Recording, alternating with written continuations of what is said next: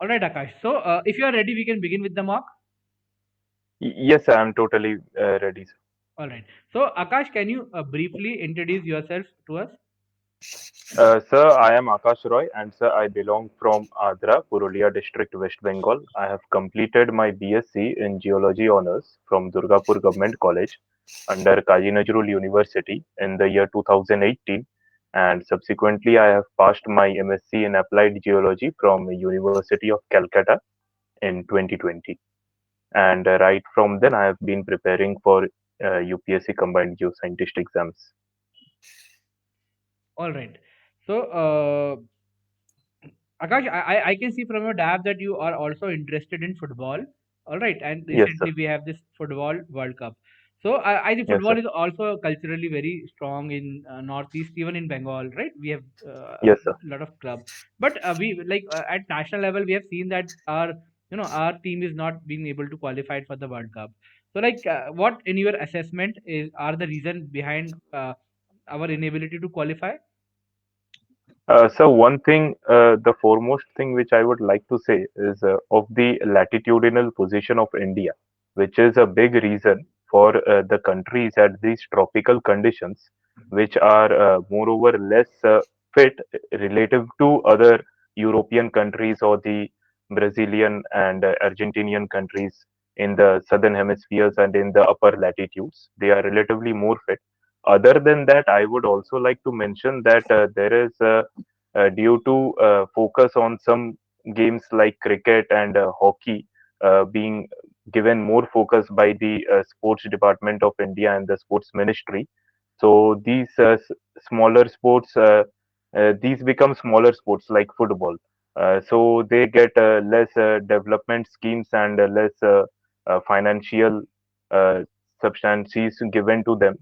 So it becomes difficult for them. And apart from that, in football, mainly the players come from a very poor background. Players we see, so they have problems in accessing the possible ways into getting into the team and for good training and good diets. All right. So like you said it is also linked with the latitude. So like in what ways like, is it like you said that the fitness is directly proportional to latitude, but if you'll see that even the Brazil is located on the same latitude, right? Even the Argentina, even the northern part of Argentina is located on the same latitude, even if it is southern. Even Australia, I think, it has the same latitude as India. So this like Uh, I'm not convinced with this reason. Like why do you think that latitude is so, making the So actually, this was a proved research done by some researchers that the latitude becomes proportional because if we see in the case of Australia and Brazil, they belong to latitudes below the tropics and in the southern hemisphere.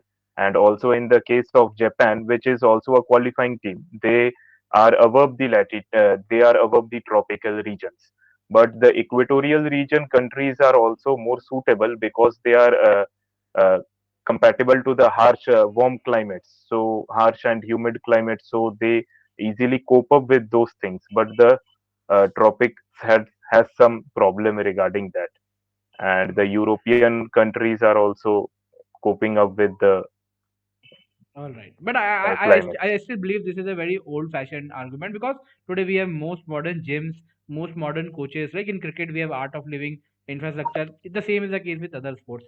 But never mind. All right. Uh, okay. So, can you tell me you have been to Bengal, Kolkata also, right? So why Yes, this sir. city is known as City of Joy? So mainly, Kolkata has many festivals going on throughout the year, and mostly the foremost of them is the Durga Puja, which is also been given the UNESCO heritage given by the UNESCO. And so, due to these big festivals going on in Kolkata throughout the year, and we celebrate festivals in big ways, rather it be Christmas or it be Durga Puja or it be Eid. So it in that sense it is called the city of joy. All right. Uh, Akash, like you are from Bengal also. So can you tell me what are the mineral resources of Bengal?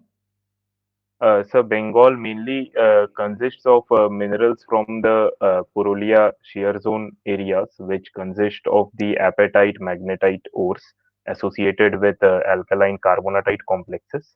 Other than that, it also has some graphite deposits from the uh, mountainous regions of the Himalayas, which are going into the Darjeeling groups and the Shivaliks. And apart from that, if I'm not considering mineral, then I would also like to say that we are also having coal reserves in the Gondwanas from the Raniganj and Barakar formations, and recently Ashoknagar oil field has also been starting producing oil through ONGC. All right.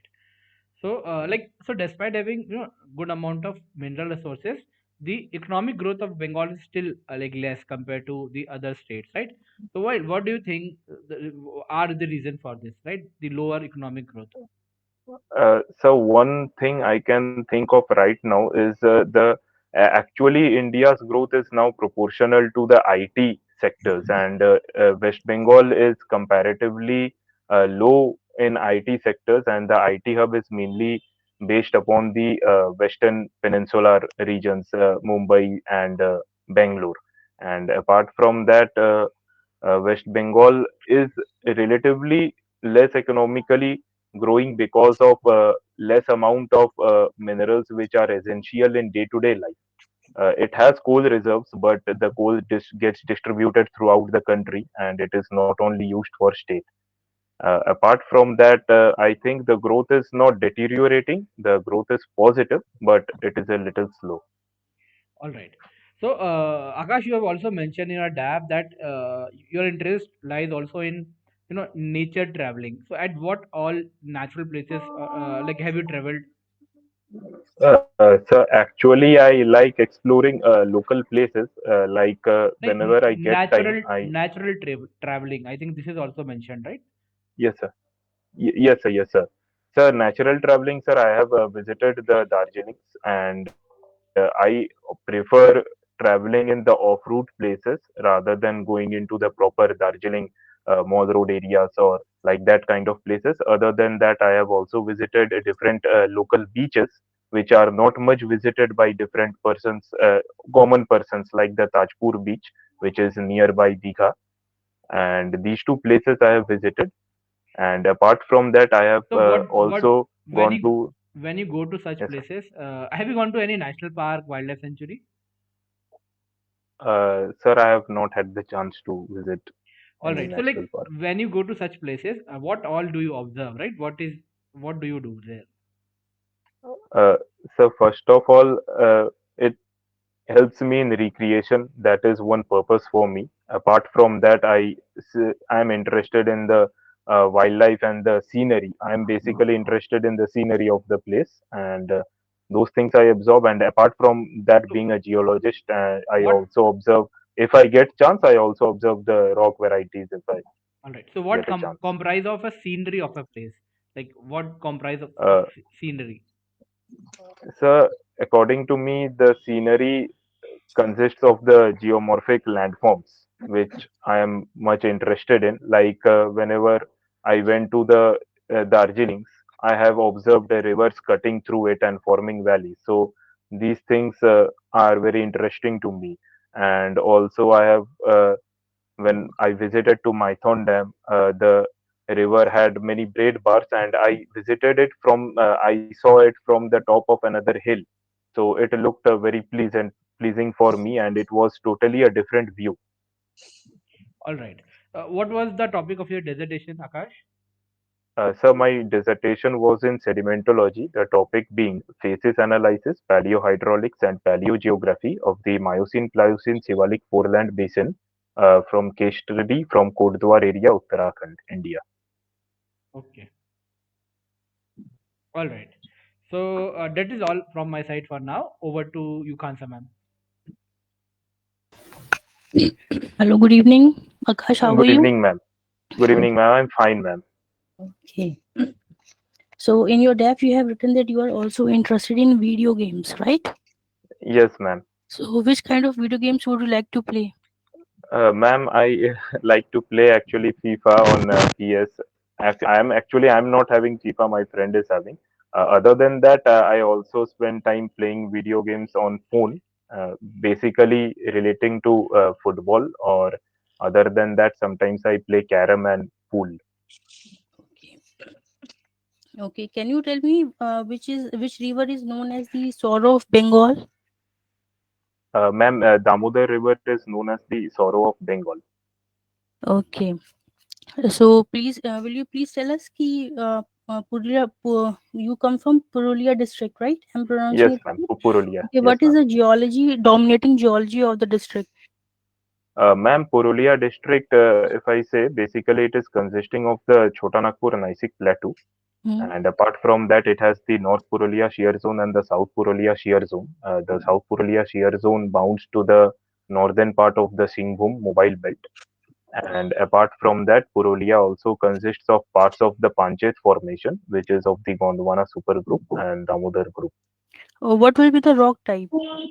Ma'am, rock type is the Chota Nagpur complex consists of the granite gneisses, and the Purulia shear zones consist of the carbonatite complex and nepheline cyanides complex. Other than that, it also has anorthosites from Bakura.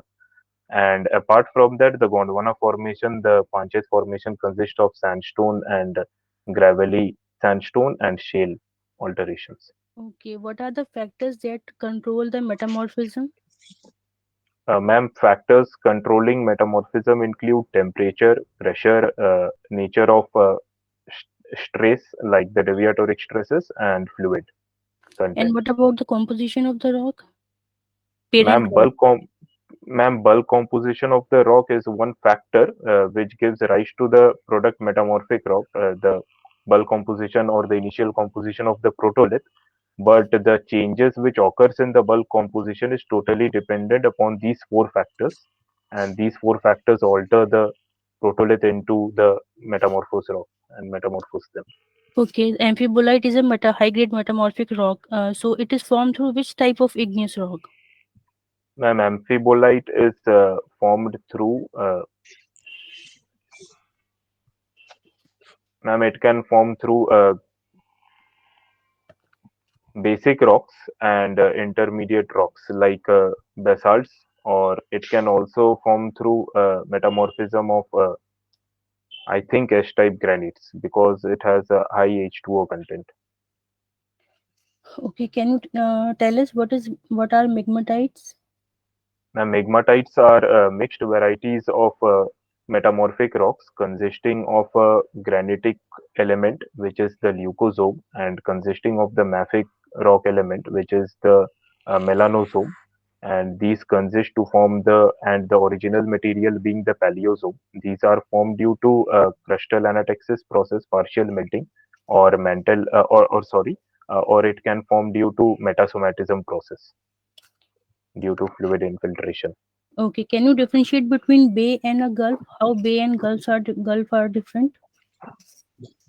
Ma'am, actually, uh, sorry, ma'am, I can't recall right now. Okay, which type of delta is formed by Ganges and Brahmaputra? Ma'am, Ganga and Brahmaputra delta is a tidal dominated delta. It is formed due to the force of tidal activity. So what is its shape? Uh, it is it is a lobate to cuspate shaped, moreover, And what because it about is. Sundarbans? Ma'am, Sundarbans is the mangrove forest forming in the tidal areas and the delta areas, and it has also one special aspect being it acts as a natural barrier from the uh, storms of the ocean, and it helps in protection. Okay, how facies are defined to understand the environment of their deposition? Sedimentary Ma'am, facies. yes, ma'am. Sedimentary phases are formed at different uh, environmental conditions, and the phases are collaborated into architectural elements which help which we get from different sedimentary parameters like lithology, grain size, color, sedimentary structures, and these all parameters help in determining the flow regime, and these flow regime help in understanding the dominating environment which might have occurred at that time. Okay, how will fishes help us to understand the paleocurrent analysis? Ma'am, if the phases contains of sedimentary structures which give paleocurrent direction, then we can analyze paleocurrent. For example, some paleocurrent indicators being cross strata, uh, flute marks, and also parting lineations are flow axis indicators, but these doesn't give the exact direction. And we also have chevron grooves, groove casts, and we also have the trough cross stratifications. Okay, can you tell what was the paleocurrent direction of flow during the Permian period of India? Ma'am, during the Permian period of India, the paleocurrent direction was towards the north-northeast because at that time the India hadn't been separated from the Gondwana, and the major ocean was the Tethys Sea, which was towards the north of the India. So the major rivers of India flowed from south to the north and drained into the Tethys Ocean. Okay, what is transgression and regression? And transgression and regression are two processes occurring in the ocean, where transgression refers to the shifting of the shoreline towards the landward side or the continental side, and regression is the process referring to shifting of the shoreline towards the oceanward side.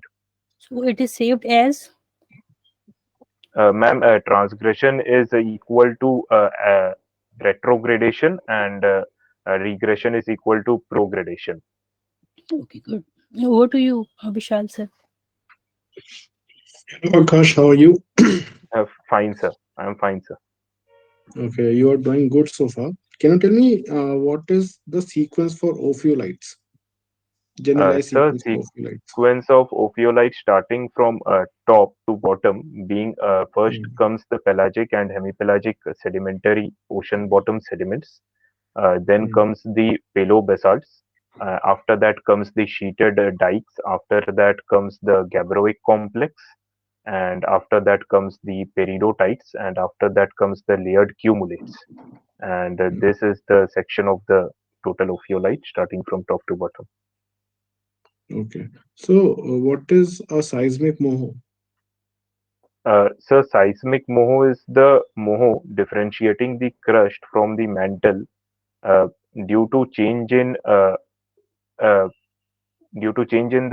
velocity of the seismic waves, and it doesn't accurate or collaborate with the or it is same with the petrologic moho, which is at a much much more depth, and the petrologic moho being different from the seismic moho in terms that it gives the change in the phases and change in the composition, but the seismic moho gives the change in the velocity of the seismic waves.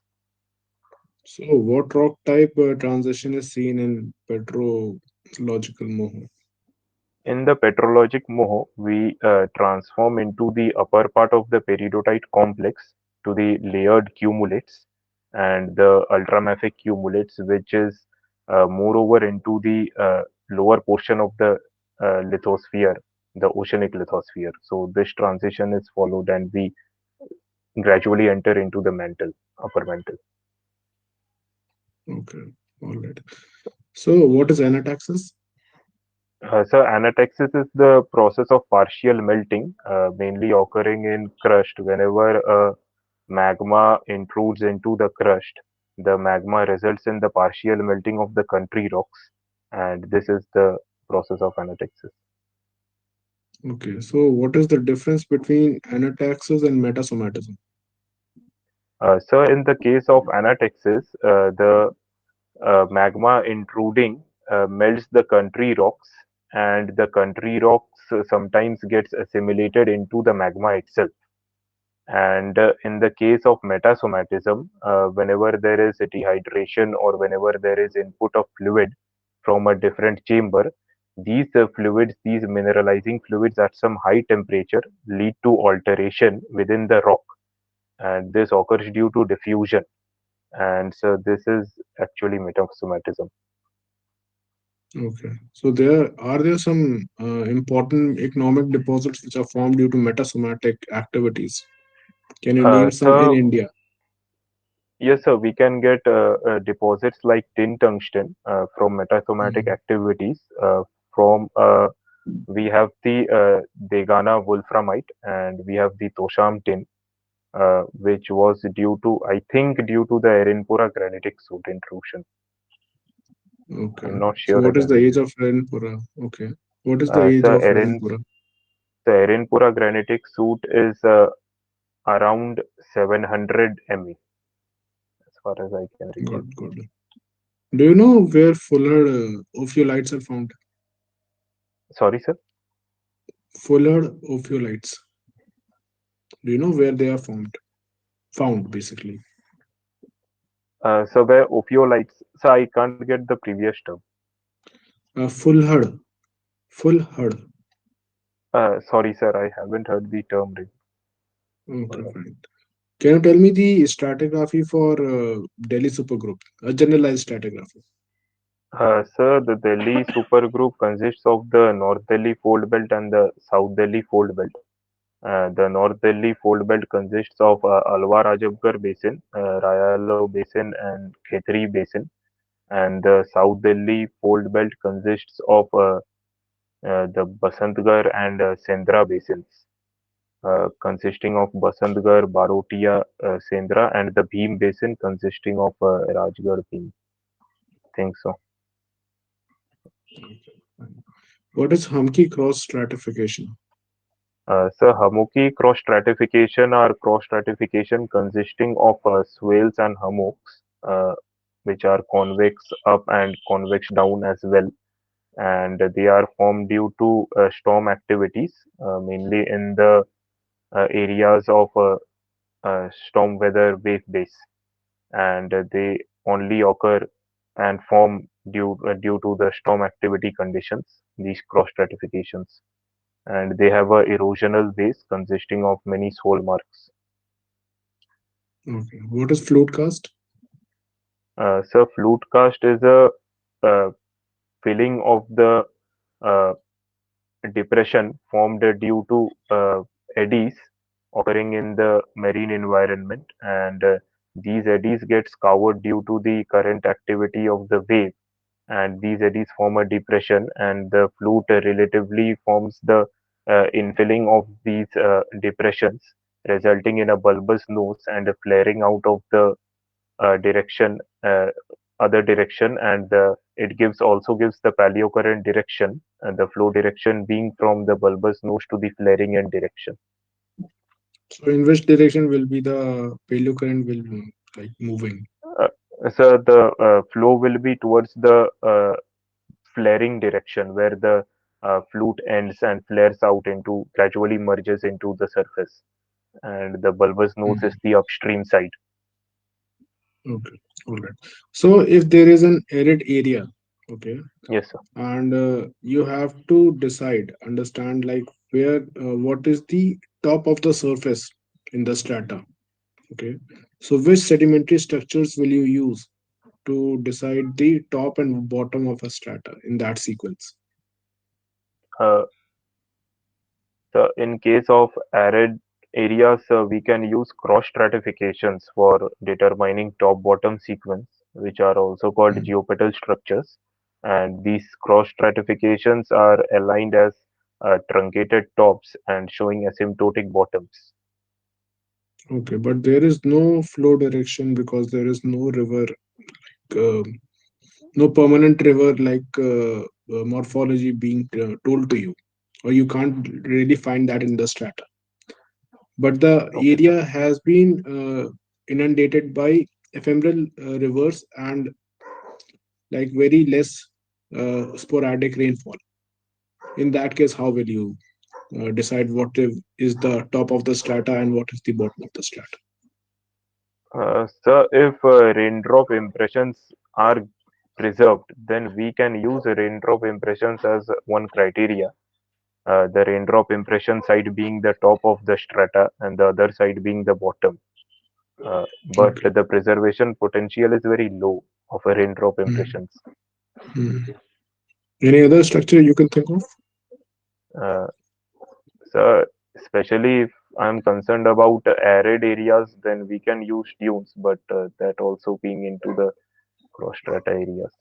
Uh, Sorry, sir, I can't think right now of any other Okay, structure. fine. It's okay. So, what is a isograde in metamorphic petrols?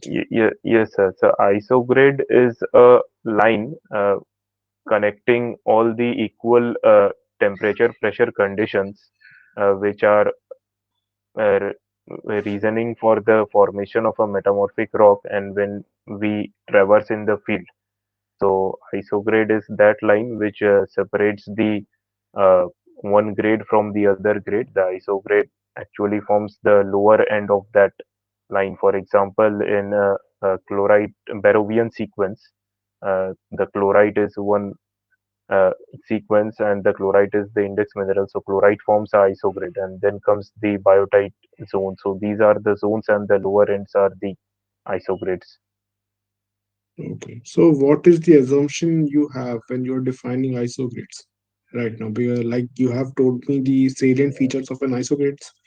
Now, Yes, what are sir. the assumptions which are taken into care when we define isograde in the field setting? So in the field setting for isograde, first of all, the isograde marks the starting of the index mineral. From that position, we get first the start getting the index mineral, and it has no upper limit. We can't mark the upper limit because there is an example of biotite which we get in higher grades as well.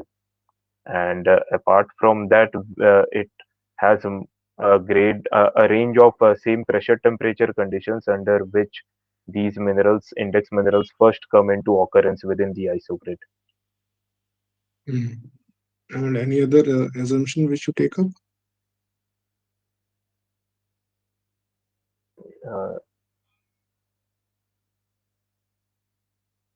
Uh, Sorry, sir, I can't recall right now. Okay, all right. Do you know what is a back arc basin? Yes, a back arc basin is one which forms beneath the central arc in a convergent setting, a subduction zone, and it Hmm. forms at the side of the overriding plate beneath mm, beneath the central arc, and the back arc is mainly formed due to thinning of the lithosphere due to magma and subsequent rifting. Okay, so why does this thinning of lithosphere takes place on the overriding plate of the setting? So actually, due to a melting of the mantle wedge, these magmas get transported into the central arcs as well as sometimes into the back arc areas beneath the central arcs, the island arcs, and that Hmm. magma helps in thinning the lithosphere due to high geothermal gradient. And that thinning of lithosphere results in subsequent rifting, and the magma outflows and forms the arc. Okay, so what is a Benioff zone? So Benioff zone is the depth at which the deep focus earthquakes are originated from, and the lithospheric plates get submerged to that depth within the mantle. And uh, so, this, Anything more? sorry, sir, I can't think right now of anything. Achha, okay. So what is the Himalayan seismic gap?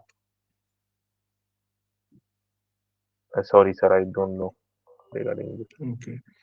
So now tell me, you were saying that due to the geographical location, latitudinal location of India, Yes, sir. we are somewhat at a disadvantage for playing sports like football. Okay. Yes, sir. Now, if you see the location of India on the globe, okay, the latitudinal range in which the Indian subcontinent resides, it should be subtropical. Yes, sir. Okay, but it is tropical in nature. Why is that? Uh, so because most of the Indian continent lies below the Tropic of Cancer uh, and more towards the equator side, so it has a tropical environment. And apart from that, I think in some reason the peninsular India is one responsible for that thing, but I'm not Now the sure thing regarding is this. the thing is the equator is far below the Indra point, which is the northernmost southernmost point of India. Yeah, yes, sir. All right, but the location at which we are present, uh, we have the cover of Himalayan ranges, which Yes, sir. shields us from the effects of cold winds from Siberian areas and all the northern areas. That's why we have Yes, that sir. environment. Okay. So, okay, I'm done. Over to you, Mayank sir. Khansa ma'am, you want to ask something? Otherwise, I will ask. Yeah, only a few questions. Can you tell me what is compositional maturity? How would we determine the compositional maturity of a sandstone? Ma'am, compositional maturity is mainly the ratio of quartz plus chert to feldspar plus rock fragments, and we determine by analyzing the volume percentage or weight percentage of quartz and chert along with feldspar and rock fragments. And if this ratio becomes greater than 1, in which meaning the amount of quartz plus chert is more, then the sandstone is tend to compositionally mature to super mature. And if the proportion of feldspar and rock fragments are relatively more compared to quartz, then the sandstone is submature to immature. Okay, where would we find the most mature sediments along this Ma'am, Indo-Gangetic Plain? compositionally, okay.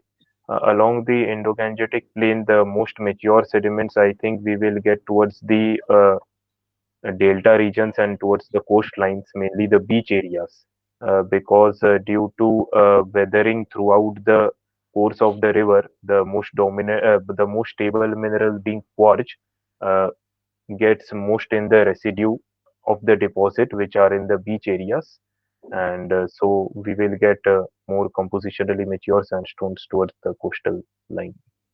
Okay, done, sir. Okay, thank you, ma'am. Akash, have you heard about the term environmental determinism or the word possibilism? Uh, Environmental so, determinism. sorry, sir, I haven't heard about this. All right, do read about it after the interview, right? Okay, so sir, Okay, sir. I can see Akash, you have a very good command over geology, right? So, like you have read geology well. So, like if I ask you, if you have to, persuade, you have to incite the interest of young children, right, school-going children maybe, to read geology. Yes, sir. So, what will you say to them? Like, how can you excite their interest towards geology? Do you think we So, should do this? You should do this. We should excite our students' interest towards geology. sir, I think we should do it because uh, I even have my smaller sister who is in class 6, and while she reads geography, she also comes across the terms like igneous rocks and metamorphic Hmm. rocks. And I have seen that in their books, only some images are given of rocks, but they are not shown the landscapes where we get the igneous outcrops or the metamorphic outcrops or sedimentary, environmental, or geomorphic landforms. These are not shown so much in detail and such that they only just read it for exams and just pass it away. But I think we can arise interest in them and we should also arise. One thing being a little bit description should be given in a more creative way, I think. And apart from that, I think schools should take their Okay, children to that is okay. Okay, geotourist places. I think that would be a way to excite them in geology. all right. So you will be like one thing is change our text. Another thing is you should take them to field, maybe, right? Geological things. Yes, sir. All right. So, like, can you tell me what is the need of a geologist in nation building, right? How do geologists contribute to nation building? Uh, so. One thing is, first of all, the source of power or the source of minerals first comes from geologist, because the geologist explore and find them in the country, and later on the mining engineers do their work. But unless the geologists explore them, we will not get the minerals and the coal and fuels, which are very necessary for running the country in terms of power, as well as also in terms of essential minerals, and strategic minerals are also used in war instruments being made. So these elements are also found in the geology. I think I've lost him. I'm not able to listen to him. Yes, sir. His voice is not audible. Sir, am I audible? Mhm. Sir, am I Yes, audible? yes. Now you are. Uh, yes, actually, connection is a little slow here. All right, all right. It was Uh, fine. It just went for a few seconds. So one I got you said it in geologists help in exploration and mineral is the basis of our civilization, right? All the industry. That is yes, one sir. point. Yes, sir. What else in brief? Can you tell me two couple of more points? Sir, apart from that, I think, sir, it is also important for in the research angle of view, because all the geologists tend to ultimately research the formation of the planet, the formation of Earth, and this is done by geologists themselves. All right, And this gives answer to some bigger questions as well. all right. All right. Like I'll ask last couple of questions before we end the mock. So, like, Akash, have you heard about false color composite data product in remote sensing? Sorry, sir, I haven't heard about it. False color composite. All right. Sorry, sir. All right. Okay. So, it's like you have done your dissertation in sedimentology. So, like, can you tell Yes, sir. me the basic parameters we use to, characterize clastic sediments in a sedimentary rock? So the basic parameters first being grain size. Second, we can also use grain size in different statistical ways. Apart from that, we see packing. We see the contact of the grains, the thing being point contact or a sutured contact, or it forms, or and we also see the imbrications if there is any imbrications of larger clusters formed. Hmm. And apart from that, we also characterize it by the proportion of any overgrowths or cements being attached Hmm. to the main framework grains. All right. We could also see how well they are sorted, rounded, right? All that. Yes, sir, we can use them in statistical ways. We can check for sorting, skewness, and kurtosis. All right. So, Akash, my last question to you is like you are from Bengal, and some districts of Bengal faces, this groundwater contamination, especially the arsenic contamination. So, Yes, sir. Yes, can sir. you recall what could be the geogenic reason of this arsenic contamination of groundwater, and what could be the So, possible remedy? Is there a remedy for this? sir, right now the government is working on it, but there has not been a permanent remedy, because my friend itself, being from South 24 Parganas, had got some problem due to the arsenic problem in groundwater. So this is a major problem, and a possible remedy can be proper filtration units and proper treatment units in every sectors in the city being made, which can be helpful for the persons using that water in the city. And so the cause, I think, is due to underlying geology, but I'm not sure regarding this. Yes, like it is actually due to underlying geology. So that is what I'm Yes, asking. From which geological formation possibly they seep in, right? Have you read about that? sorry, sir, I don't know. So I will check upon it. All right, all right. So I think that is it from our side. Vishal, do you want to ask any more question? Yes, sir. I want to ask Yes, some questions. please go ahead. Yeah. Akash, tell me, how do you find your location in a place? If like you are sent to a field area and Yes, you sir. are having just a Brunton compass and a topo sheet, okay? Yes, sir. Now you Uh, have to figure out your position in the field. How will you do that? So first of all, I will check upon two places within my view of eyesight, which are located or marked on the topo sheet. And from those two places, I will take my back bearing, the two places being in different directions, obviously. And these back bearings I will plot on the topo sheet with the respective scale and direction. And the intersection point will locate my position on the topo sheet. Okay, what is a forebearing and a back bearing? So the forebearing is the direction which we measure from our place to a location that is unknown, and the back bearing is the direction which we measure from a known location to our unknown location. The forebearing being the north reading and the back bearing being the southern reading of the needle. Okay, so how do you differentiate between a migmatite and a gneiss on the field? Uh, Sir, migmatite will be moreover mainly uh, showing a kind of mixed association, but the gneissic rocks will have bands of mafic layer and alternate bands of felsic layers. It shows a possible banding, and also migmatite rocks are characterized by stigmatic folds, and these stigmatic folds are the folds of a leucosome into the melanosome layers, and this occurs as a mixed association being not in a particular layered way. Okay, all right. So what is the difference between a cyst and a phyllite then? So cyst is a coarser grained version, first of all, and a higher grade version of phyllite. And phyllite Mm, is mainly formed due to higher grade metamorphism of slate, and the cyst it consists of coarser grained rocks because there is a high recrystallization process. And cyst mainly consists of two types of foliations, one being nematoplastic and the other mm, being uh, lepidoplastic. mm. And Okay, good. so, Yeah, something else you want to add? yes, sir, I would also like to add the phyllite will show some cleavages.